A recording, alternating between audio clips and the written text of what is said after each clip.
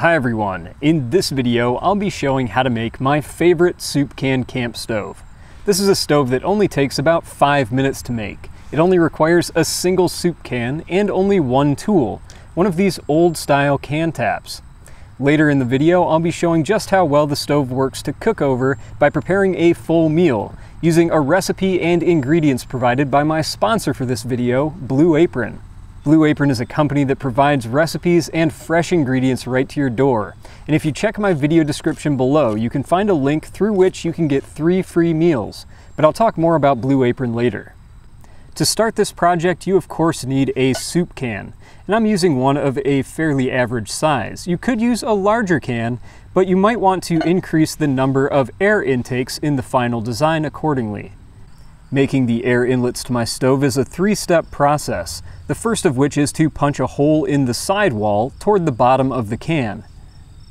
This new hole in the can creates a new ledge that the lever arm of my can punch can connect with, so that I can now punch a hole in the bottom of the can.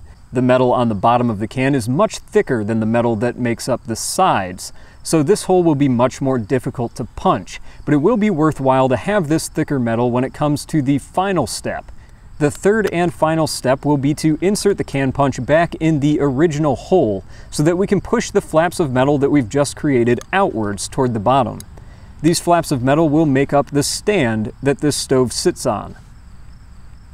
And that completes one of my 4 air vents. I now need to do this 3 more times to finish the bottom of the can.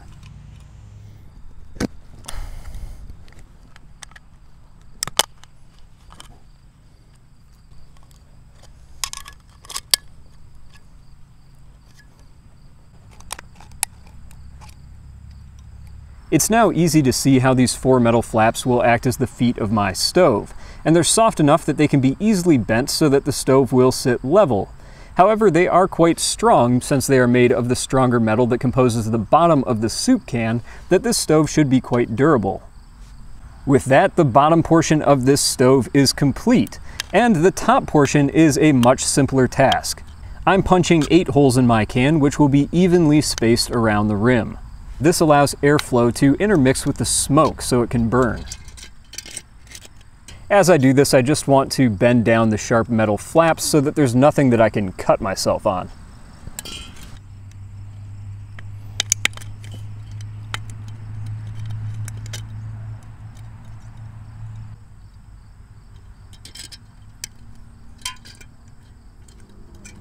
And that is my stove completed. It's now ready for a test burn. One of my favorite parts of this stove design is just how easy it is to get started. It hardly needs any preparation. You just need a small bundle of about matchstick-sized twigs to layer on the bottom of the can, to act as the first fuel that will ignite the rest. You can then layer above slightly larger pieces that will burn for a longer period of time. When the stove is finally going, you can use pieces about as big around as your index finger to actually fuel the stove for long duration while you're cooking. For now, I just have the stove loaded with small and medium-sized sticks, and to ignite it is as simple as taking a lighter and holding it up to one of the vent holes on the bottom.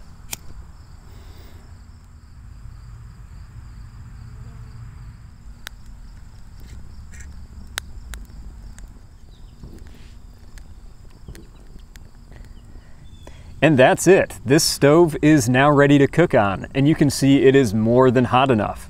Now, to cook most efficiently, you will need a pot stand with this stove. If you don't have one, you still can set a pot directly on top of the stove thanks to the vents along the rim, but it will be quite smoky.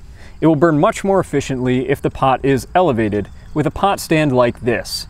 This is a simple tri-fold pot stand. You can find about 1 million tutorials online to make one of these, and I'll put some in the video description below. Now, if you don't want to make your own pot stand or purchase one online, this is another option that I found. This is a utensil holder that I found at a grocery store, and my soup can stove fits right inside. And then, of course, a pot can rest right on top. Now, this is a little harder to take with you if you are camping or backpacking because it's rigid and quite heavy, whereas this tri-fold pot stand can fold flat and it's very lightweight.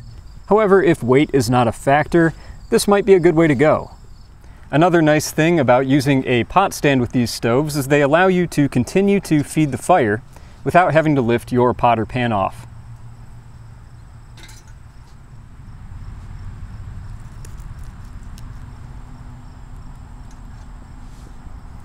Well, all that's left to do now is try using these stoves to actually cook something.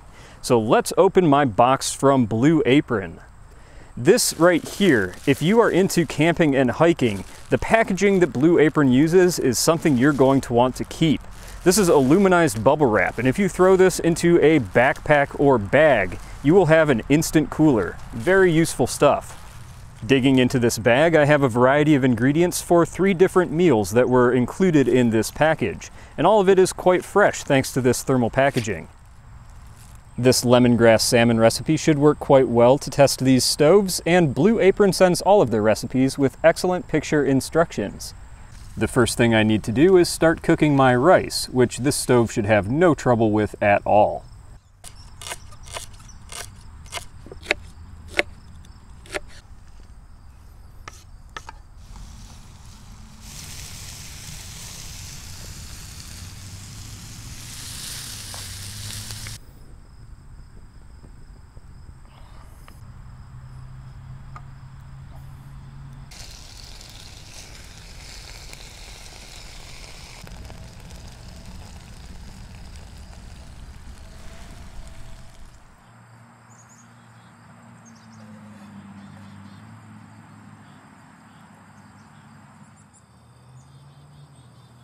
All right, I've got my taste tester here.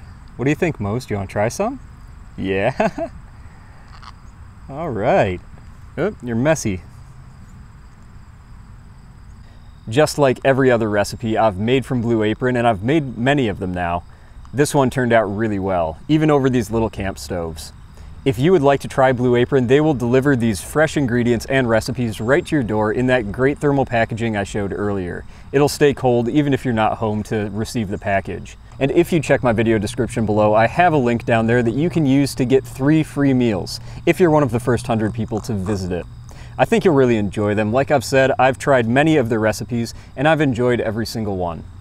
I hope you enjoyed this video. I hope you find this camp stove design useful. If you use it, let me know. I'd love to hear from you in the comments. I still read all of my comments, and it's a highlight of my day, so please do leave me some feedback below. I want to thank you for watching this video. I'll see you next time. Isn't that right, Mosey? Good bird. Good salmon?